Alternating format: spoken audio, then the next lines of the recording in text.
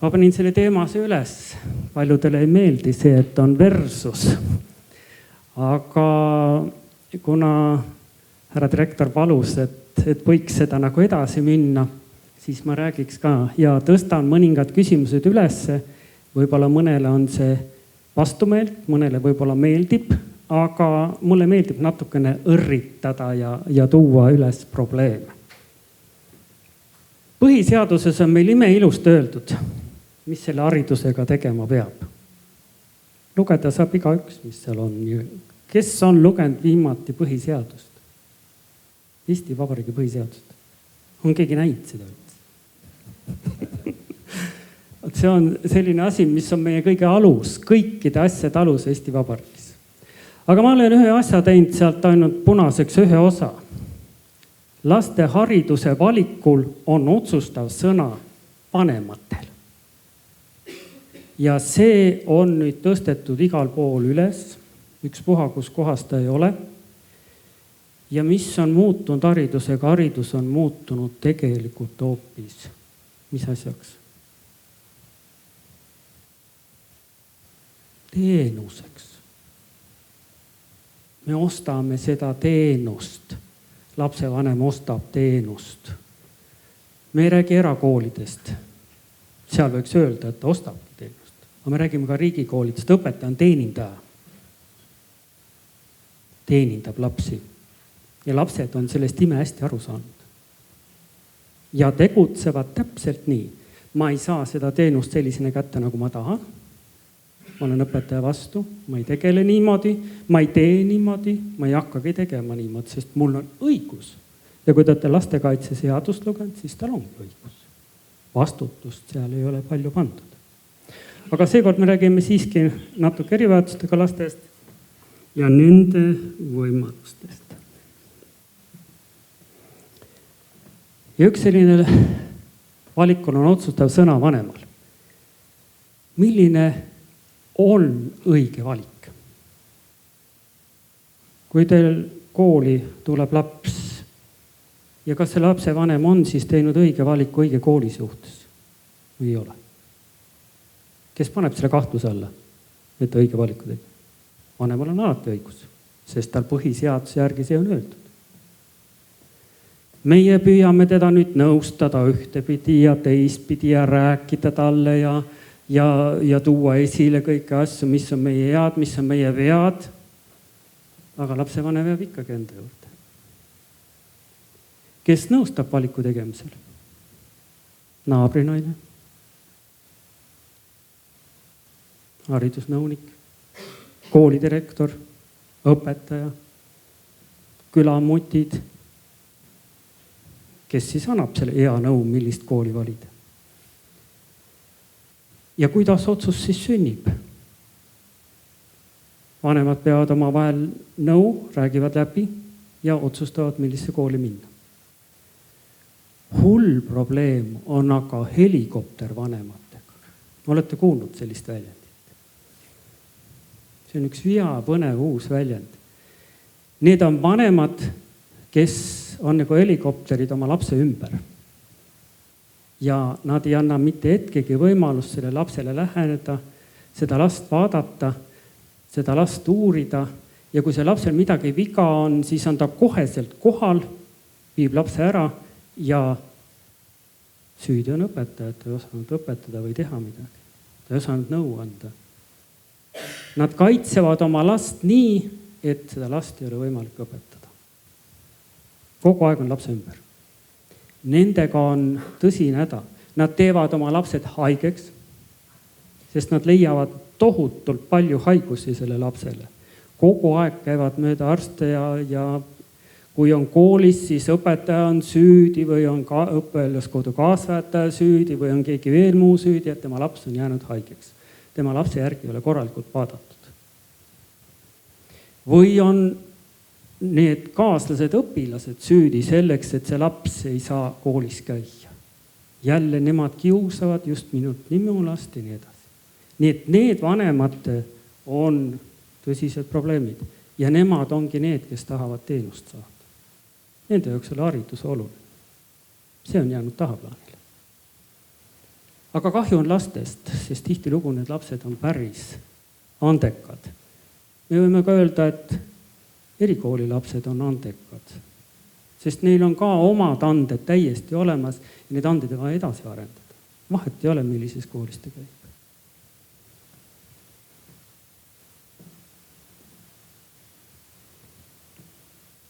Ja meil on veel teine seadus, haridusseadus.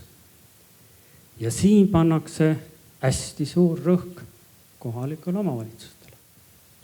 Ma vahest olen mõelnud, et kui palju veel võib kohaliku omavalitsuse peale panna. Kõik, mis vähedega on kohalik omavalitsus. Vahepeal on läbi käinud see, et erikoolid võib-olla tuleks hoopis anda kohalikele omavalitsustele. Las nemad tegutsevad, neil on aega, neil on võimu, nad teavad, mis lapsed neil on, kus kohast nad pärit on, mis nende taust ja kõik nii edasi. Ja nad ongi siis.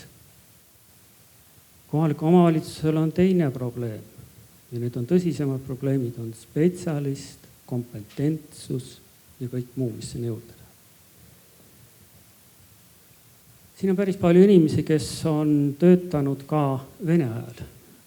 Ja vene ajal oli üks mõnus asi, oli õpetajate täiendusinstituut ja metoodilised kabinetid, mis olid kohalike maavalitsuste juures või tollal siis rajooni haridusosakondade juures.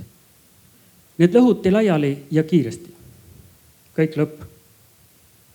Aga seal oli palju häid asju, palju põnevat asju oli, palju olid kogemusi ja tõid õpetajad esile neid asju, mis nad olid teinud, nad panid need kirja, neid sai lugeda, neid sai vaadata, nende üle sai arutleda. Mul on kahju. Kiire hea on lõhkuda, väga raske on üles ehitada. Nii haridusseaduse selle juurest natuke veel. Aga on üks põnev mees. Kui palju on siin inimesi, kes on lugenud Nikooli kasvatuse radade raamatuid, 4 tükki on neid. Ja tal on päris häid asju. Kui te võtate selle raamatu ette ja hakkate seda lugema, siis ma võtsin kõrvale haridusuuenduse. Ma ei leidnud sealt palju erinevust. Kõik asjad on juba enne olemas. Me paneme ainult põnevad nimed juurde ja läheb jälle. Ja kõik need asjad on tegelikult läbi tehtud. Vahel ka need, kes teevad uusi asju, ei mõtle sellele, et loeks natuke vanat asja, vaataks, kas seda on enne ka tehtud. Või kui ongi enne tehtud, siis ma panen oma nime alla ja ütlen, et see ongi minu välja mõeldud asi. Ma võtsin ta nii, nagu ta on originaalis ja kui te loete, siis seal on päris palju selliseid asju, mis tundub natukene, sõnad on võõrad, aga tegelikult on nad kõik need samad asjad, mida meie teeme. Ja kui see alt loete, siis niisugustele lastele on haritud rahvaste seas iseäralised asutused olemas, kus asjatundjad selle kohta ette valmistatud kasvatajad ja kooliõpetajad ametis on. Natukene vanas eesti keeles, aga panete õigesse eesti keelde, siis on ju olemas. See oli aastal 1921, kui see raamat avaldati. Ja praegu on need koolid olemas ja mina küll ei näeks, et need koole peaks lõhkuma, lammutama, laiali loopima ja siis hakkama mõne aja pärast jälle uuesti üles ehitama, nii nagu teevad seda praegu taanlased, soomlased ja rootslased. Nad on ka laiali lõhkunud oma vana süsteemi ja on leidnud mõned ajad edasi, et ei, vaja natuke teistmoodi, ikka see sama vana asi tuleb kasutusele võtta. Mis meie siis teeme? Kas me juhime lapsi ja kasvatame targalt? Või teeme kogu aeg midagi ja jälle uuesti. Palju mõned aastad tagasi räägiti haridusreformist. Kas nüüd olete keegi kuulnud, et räägib keegi haridusreformist? enam ei räägi. Nüüd räägitakse haridusuuendusest. Sest haridusreformi tehti kogu aeg, aga haridus nii nagu oli, et reform on, aga madratsit ei ole. Ja nii ta läks. Nüüd räägime haridusuuendusest. Sama asi, aga teiste sõnadega. Sellepärast, et nüüd ei saa enam öelda, et madratsit ei ole. Nüüd me uuendame. Gorbatšov tuli võimule, hakkas ka uuendama. Tegi perestroikat, kõik uut moodi. Me uuendame ka. Ma tegelikult teeme täpselt sama asja, mis ennegi. Tagada lastele individuaalse õppekava täitmiseks vajalikud õppe- ja kasvatustingimused. Just Viivi siin rääkis seda, et autistlik laps tavakooli pistas, ta lööb selle tavakooli täiesti sassi. Klassis saavad kannatada need lapsed, kes tahavad õppida. Sest teised, nad kõik ju seda üks laps segab ära, see on üks tilk tõrva meie pütis ja kõik on sassis. Me ei saa sellise viisi edasi minna. Ja see erivajadustega laste on ta siis integreerimine, on ta sulandamine, on ta sobitamine või nii, me tarvitame erinevaid sõnu, aga üks ja sama asi ikkagi see. Paneme kohaliku omavalitsuse kooli, oma elukoha järgsesse kooli ja vaatame, mis siis edasi saab. Iga õpetaja ei jõua seda teha. Õpetaja ei jõua tegelda selle lapsega pluss veel 20 last lisaks, kes ta on. Pannakse abiõpetaja juurde. Haridusministeerium on kõvad rahad erispetsialistidele rahastada seal, suunata kohaliku omavalitsuse rahad ja siis nad saavadki need rahad ja nüüd palgake spetsialistid. Tallinna ümbruses on need spetsialistid ehk olemas. Aga mis on kaugemal Tallinnast 50-100 kilomeetrit või 300 kilomeetrit, Tartu ja Tartu ümbruses ka ehk on olemas. Aga kui Tartust minna 80 kilomeetrit kaugemale, siis nad nutavad, sest mitte ühtne spetsialisti võtta ei ole. Ja mul on erivajadusega laps koolis. Õpetaja käib täienduskoolitusel ära, ta saab need algteadmised kätte, aga ühest õpetajast on vähe. Tal on võib-olla logopedi vaja. Võib-olla on tal tarvis ka füsioterapeuti või on tarvis tal veel lisaks seal massööri või kedagi muud veel. Aga neid kohalikel omavalitsustel ju ei ole kusagilt võtta. Nüüd on väga hea ülikoolis, et on nii palju eripedagoogika huvilisi tulnud, et tahavad õppida seda eripedagoogikat. Ta on läinud moodi see asi.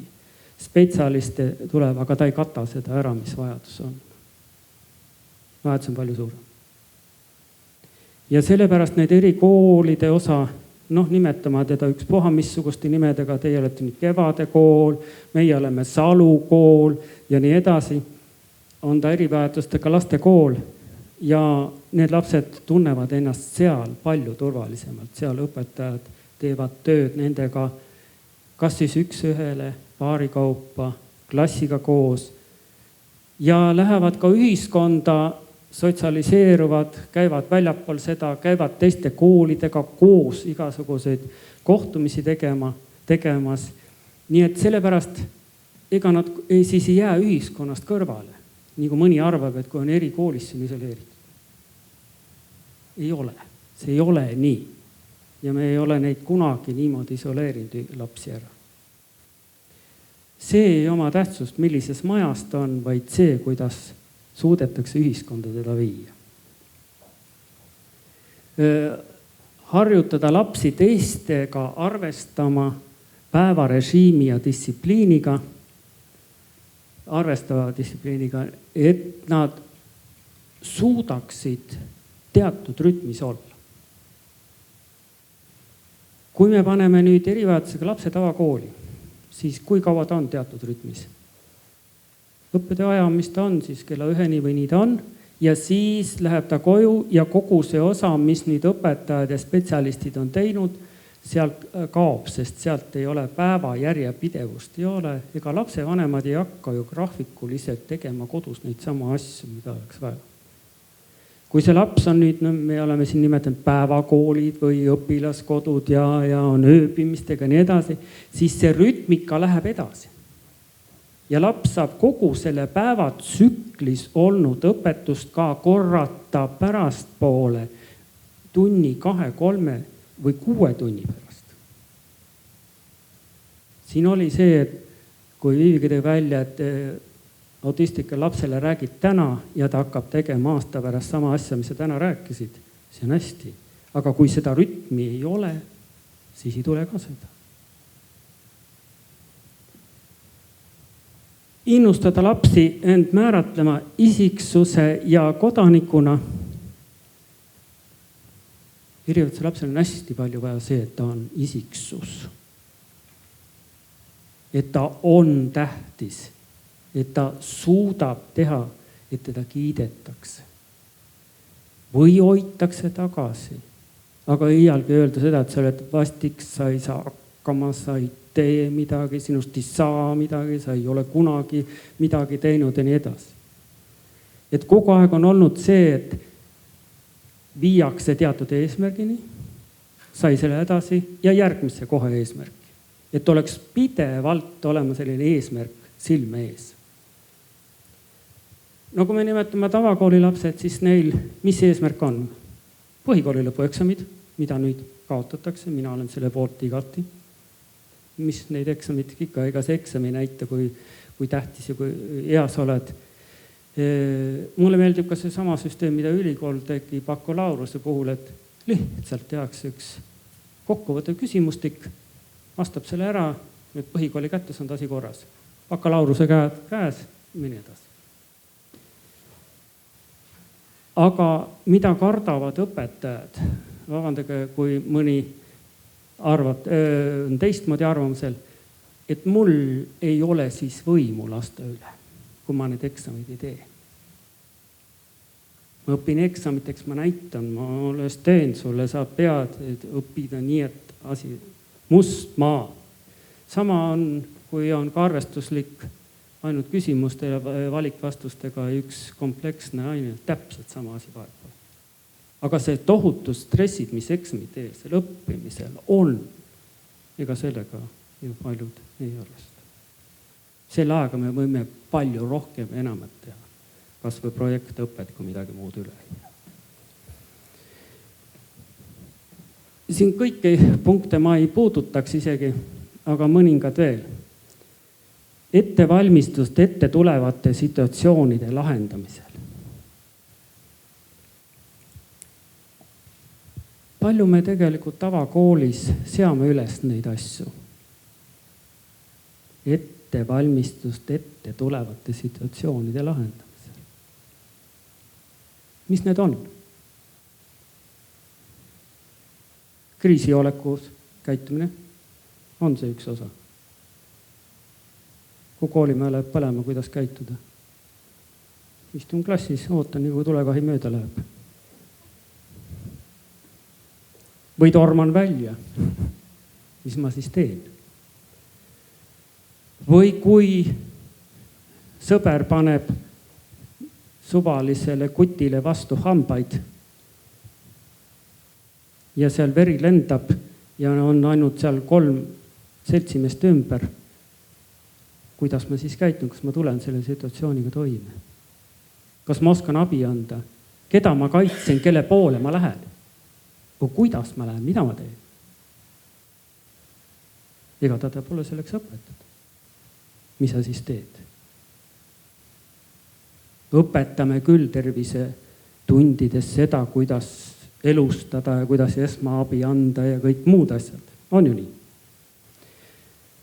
Aga erikoolides õpetatakse lapsele ka seda situatsiooni ette tulevad asju, kuidas riitse panna. Kuidas sa kätt sirutad, mida sa teed ja sa ei tee ta eest enne ära, kui ta ise üldse võimeline tegema ei ole. Alles siis ma aitan teda. Aga mul jätkub kannatust, mul jätkub põhma, mul jätkub tahet seda teha.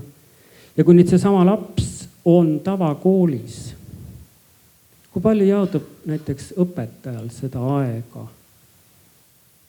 temaga istuda seal 20 minutit, kui ta riidis ennast paneb. Ei ole seda. Ja siis ta jääbki sinna tõrjutute poole peale ja narrivad veel teised takka otsa, et sa oledki saamatu nannipunn ja nii edasi. Nii et siis põhieesmärk õpetada toimetulekut. On ta tavakool või on ta erikool, vahet ei ole. Kõik on ühtemoodi. Me peame toime tulema. Nii, järgmise teema juurde on rehabilitatsioon. Tihti rehabilitatsioonis on see osa, et laps unustatakse ära. Sellega peaks ka tegelema rehabilitatsioonis. Rehabilitatsioon on läinud meeletult dokumendipõhiseks. Tohutute aruannete ja paberitöö valda. Laps tuleb tunniks ajaks ja spetsialistile makstakse 1 tunni eest. 1 tunni jooksul peab ta suutma lugeda läbi rehabilitatsiooniplaan see osa, mis puudutab mind kui spetsialisti. Koostada tema jaoks siis tegevuskava ja plaan, mida ma pean talle tegema. Vaatan lapsele otsa ja pean tegema kokkuvõtte, mida ma selle tunni aja jooksul tegin. Ongi kõik. Ja niimoodi on see iga ühega. Kui te selle rehabilitatsiooni sees olete, ma olen selle sees olnud, siis ma tihti lugu see, et appi, kus on laps.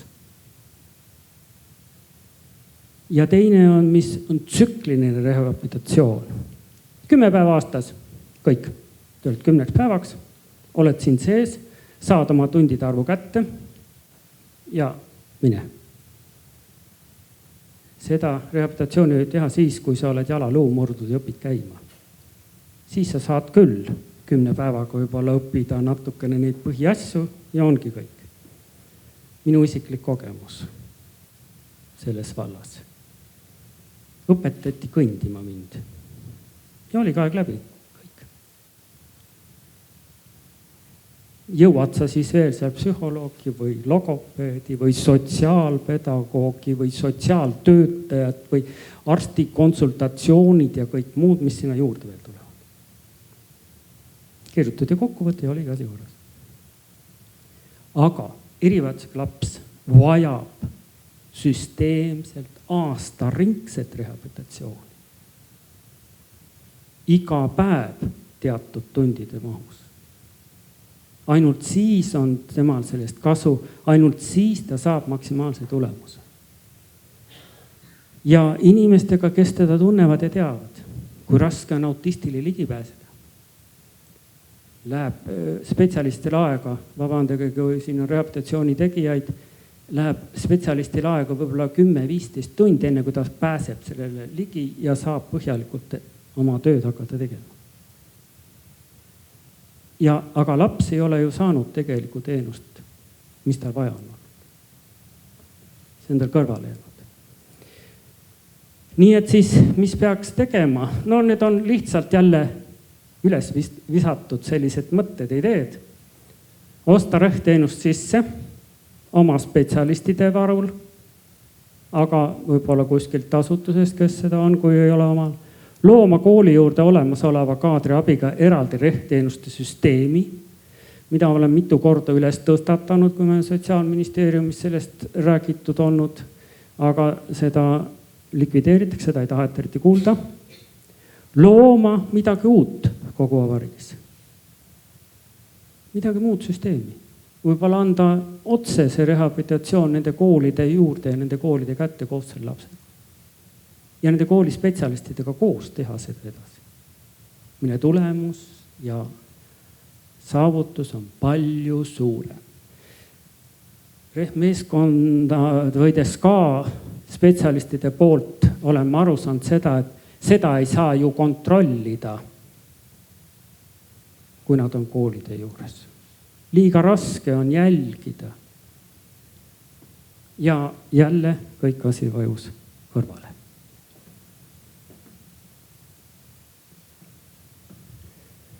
ma olen toonud ühe uue termini siia. Turistikoolid. Ja need on siis sellised, kus lapsed on nagu turistid, lähevad ühest koolist teise. Mida seal vaadatakse? Omavalitsuste vaheline ränne. Otsitakse paremat kooli. Erivajadusega laste puhul on jälle viimane punkt, on prestiis. Ma ei saa oma erivajadustega last panna siia asulasse sellesse kooli, sest see ei ole prestiisikas. Ta käib erikoolis, kõik naeravad minu üle. Aga ta käib Salu koolis, erakoolis, mis on 50 kilomeetrit kaugemal. Ta käib erakoolis. Keegi ei küsi ta käest, mis kool see tal on. Läheb interneti, lööb sinna sisse, erikool. Aga esimese jutukäigu ta käib erakoolis. Ta on tark, ta on andekas. Ja seda turismi on hästi palju. Ka meie koolil on see, kus tullakse omavalitsuste pidi, liigutakse ja on ka neid, kus tuleb samast omavalitsust, kus kool on oma asulas.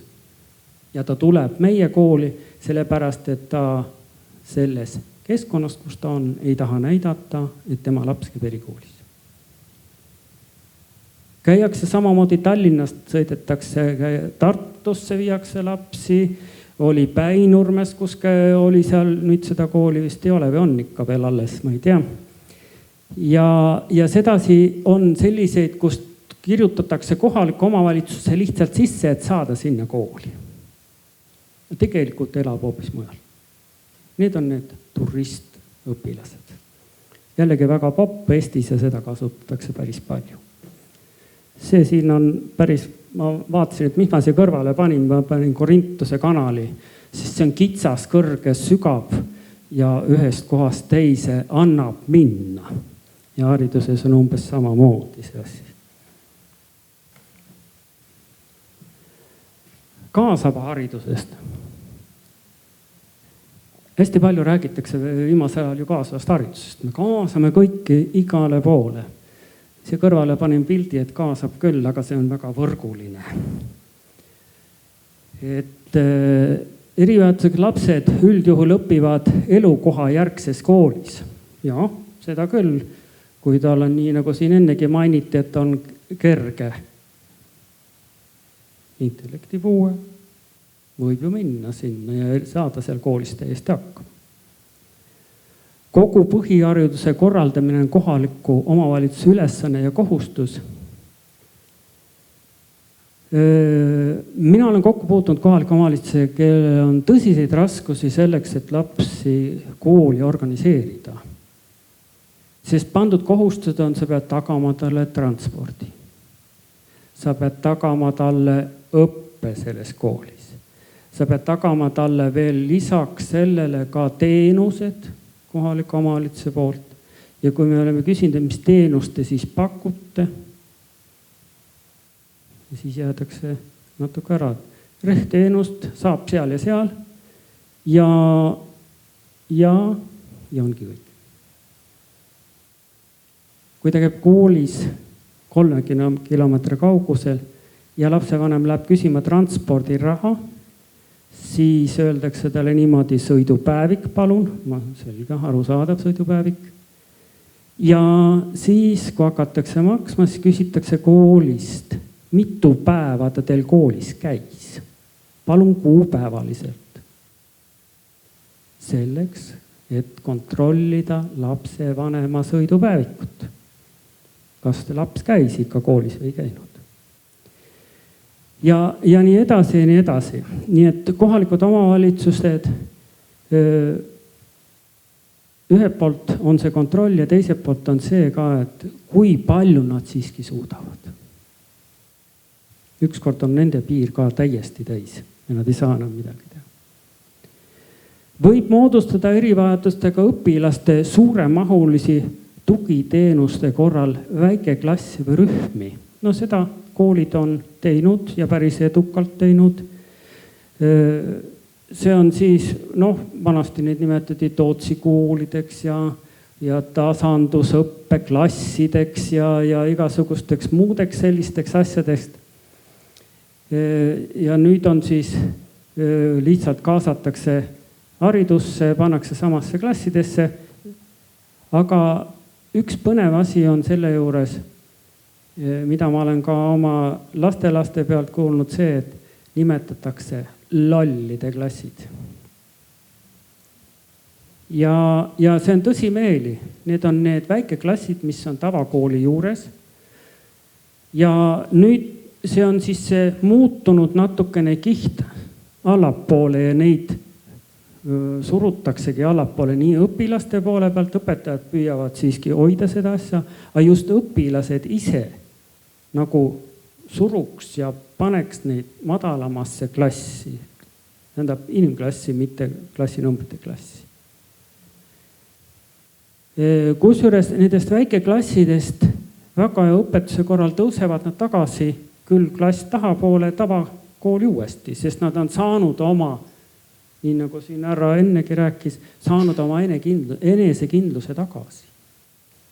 Nad on saanud oma mina ja leidnud selle ja ta võib nüüd uuesti tavaklassis olla. Aga teate, kui raske on sellisel õpilasel integreerida uuesti tavaklassi, keda on nimetatud lollide klassi õpilaseks. Ja seal on jälle see turismikool, mis on tihti tuleb abiks. Minnakse lihtsalt teise kooli. Selleks, et enam seda vana taaka ei jääks alles. Nüüd on see, miks me siis ei õpeta oma kooli lapsi, et on erilised lapsed. Et on teistsugused lapsed ja nad on täpselt samasugused meie kooli lapsed nagu kõik teised. Kuidas selliste eriliste lastega toime tulla? Me peame õpetama lastele seda. Mitte ei räägi sellest, et lihtsalt teeme ära need klassid ja kõik. Laps on kõige tähtsam. Ma olen käinud klassi kollektiivide ühtsuse sellisel nõustamisel, teinud seda, et klassikollektiivid oleks ühtsed ja kui sa räägid lastega, lapsed saavad väga hästi aru. Aga nendega ei räägita sellel teemal.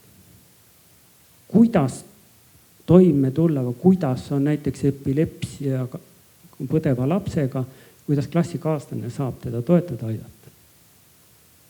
Me ei räägi sellest. Me oleme vait. Aga samas, kui me räägime ära, et tal on selline eriline haigus, ja kui tal see on, siis ära torma, ära tee, vaid ole toeks ja abiks ainult tema kõrval. Ja laps saab ideaalselt aru ja selle lapse prestiis tõuseb koheselt. On need väikesed asjakesed ja kõik läheb palju paremini. Tõhustatud eritugede vajadus õpilastel õppe ja riigieelarvest toetatud on toetatud küll, jah. Ja isegi selle rahaga peaaegu saab hakkama. Kohalikul omavalitsustel on see toetud raha ka olemas ja nad seda kasutavad päris kenasti ja edukalt. Nii et kui kauaks seda raha nüüd jätkub, ei tea. Oleneb sellest, milline riigivalitsust parasjagu tuleb. Et selle järgi saab teada. Iga laps on arenguks valmis. Ükspuha, milline ta siis on, kui ta on siia maailma sündinud, siis ta areneb nii või teisiti. Kas me tahame või ei taha, areng toimub ikkagi. Üks areng on kasvamine, teine areng on see, mis ta tegelikult intellekti poolest saab või muudest asjadest saab.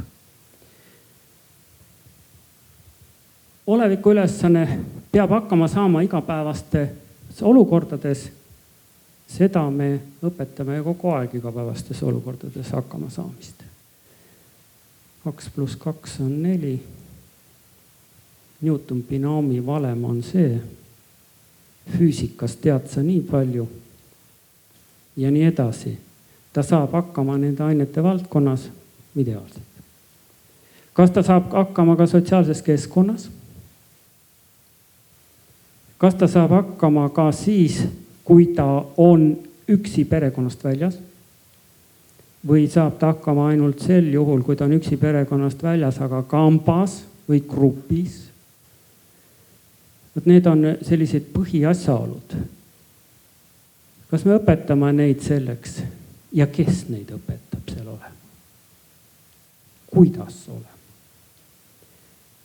Praegu on läinud arvutitehnika ja kõik see IT-ala väga kõrgele tasemele. Ma tahaks ka väga, et praegu siin ees oleks kõik, mul jookseks grammidena siin kõik nii edasi, et ma ei peaks ise mitte midagi liigutama, ainult juhatan ühte või näitan näpuga ja liigub kõik siin. Ja oleks ideaalne olema, aga kas see arendab mind? Mis arendab siis mind? Ma õpin selle asja ära ja kõik. Või see, et kui ma tahan midagi teada saada, kohe võtan lahti ja vaatan sealt. Ma ei pea ise mõtlema süsteemselt, kuidas need asjad omavahel seotud on, mis asi millega seotud on, kuidas on seotud. Ma ei pea sellele mõtlema, sest info on kõik käes. Info on liigagi käes ja selle tõttu on ka see, et me tihti ei saa ka ühiskonnas hakkama. Me ei tule selles ühiskonnas lihtsalt enam toime. Sest kogu osa on ainult info peal. Me ei oska seda infot ka sõeluda ega sellest õiget asja kätte saada. No ma arvan, et läheb võib-olla veel 10 aastat, kui sellest hakatakse aru saama. Selle taga on kooli vägivald, selle taga on inimsuhted ja kõik muu. Aga kas me tahame või ei taha, me peame selle protsessi läbi tegema. See on areng, ilma milleta me hakkama ei saa. On ta negatiivne areng, on ka areng. Tagasiminek, ka areng. Nii et eelnevast olenebki arengupuudega inimese eluvõime. Nii et need arengupuudega inimesed vahest arenevad kiiremini kui tavalised.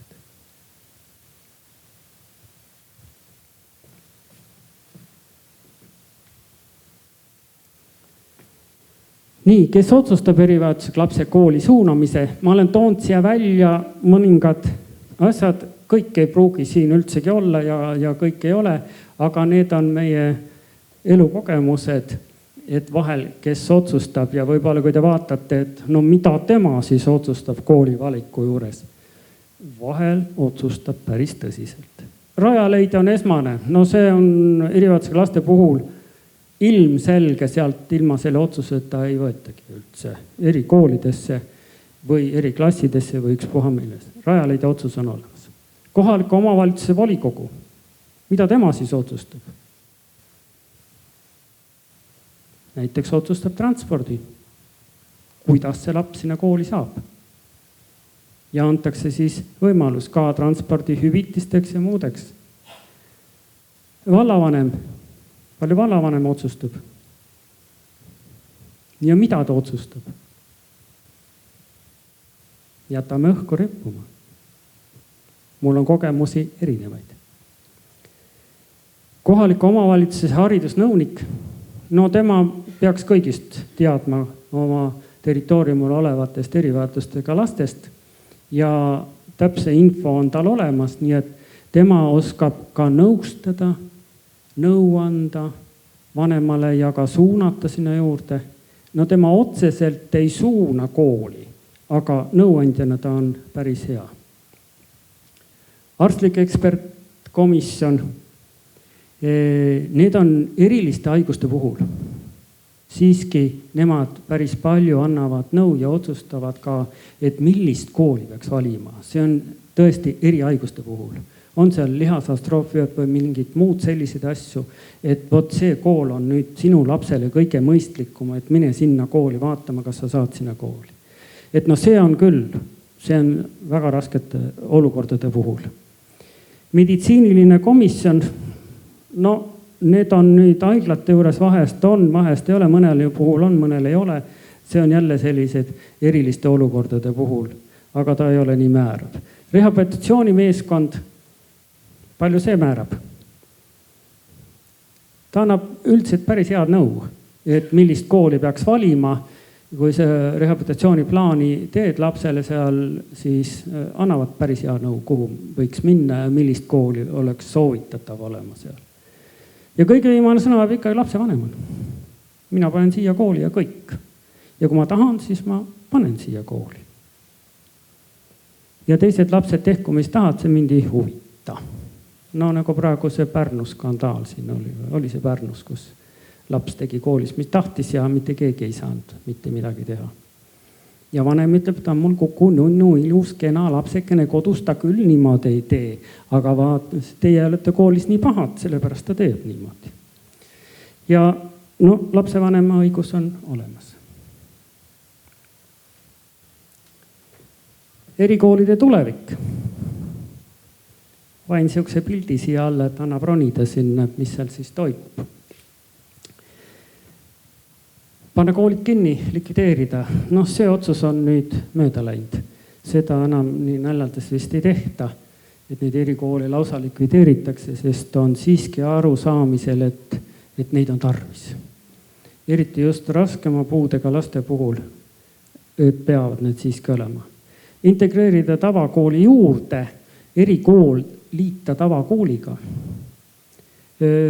On neid ka olemas vabariigis, kus nad on, ühes tiivas on üks osa ja teises on siis tavakool ja nad ka päris toimivad. Kaasava hariduse kaudu erivajadusega õpilased tavaklassidesse. Muidugi, kui pannakse kool kinni, ta peab kuhugi minema. Ja siis lähebki tavalisi. Või siis uuendada olemasolevaid erikoole. Erikoole oleks vaja isegi natukene uuendada ja natuke välja mõelda uusi süsteeme. Erikoolide spetsialistid peaks kokku tulema ja tõesti arutama, mis on see ideaalne variant. Kuidas edasi minna. Lammutada on lihtne, üles ehitada on väga raske. Mina olen erivajadusega laste kooli üles ehitanud pikka mööda. Esimene aasta oli hullumaja, teine aasta hakkasid aru saama, kolmas aasta oli juba natuke mõistlikum ja kus sa said üldse aru, et kool on vajalik ja tähtis oli esimesed 5 aastat, 5. aastal. Siis saad alles aru, mis tegelikult on. 5 aastat meeletut tööd üles ehitamisel. Likvideerida on ainult allkiri ja kõik. Nii et ei maksaks lõhkuda seda, mis on, vaid ikkagi teha selle peale midagi uut ja põnevat veel üles ehitada. No, juba kõik. Läks kohe kiiresti, aga üks asi veel. Millest sa üle ka ümber. Minu lemmikteemad on ravimid ja kodukeemia, mis on üks selliseks osaks, miks neid erivajadusega lapsi siia siis võib tekkida. Ja teine asi on see, et miks on nii meeletud allergeetilisi inimesi, kellel on allergiat tohutult igasuguseid.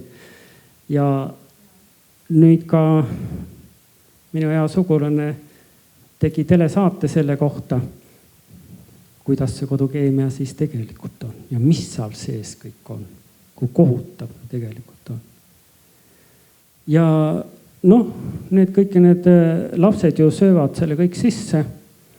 Väike laps eriti, kes roomab mööda põrandat ja me laseme head lõhna igale poole ja peseme kõikide asjadega puhtaks ja selle keemia omavahel sisse on allergia. Allergiat saab ka juba siis, kui on loote eas, juba vanemad saavad selle hingamise kaudu sisse ja kõik muud kodukeemiat.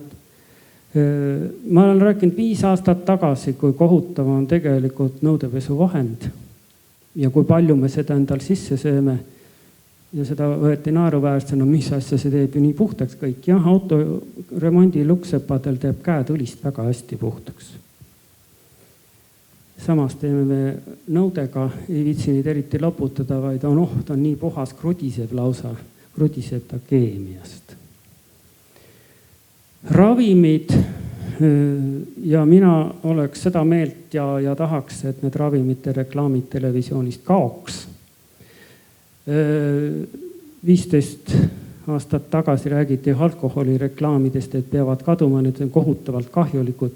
Ma ütleks, et pits viina on palju kasulikum kui 2 tabletti sisse süüa.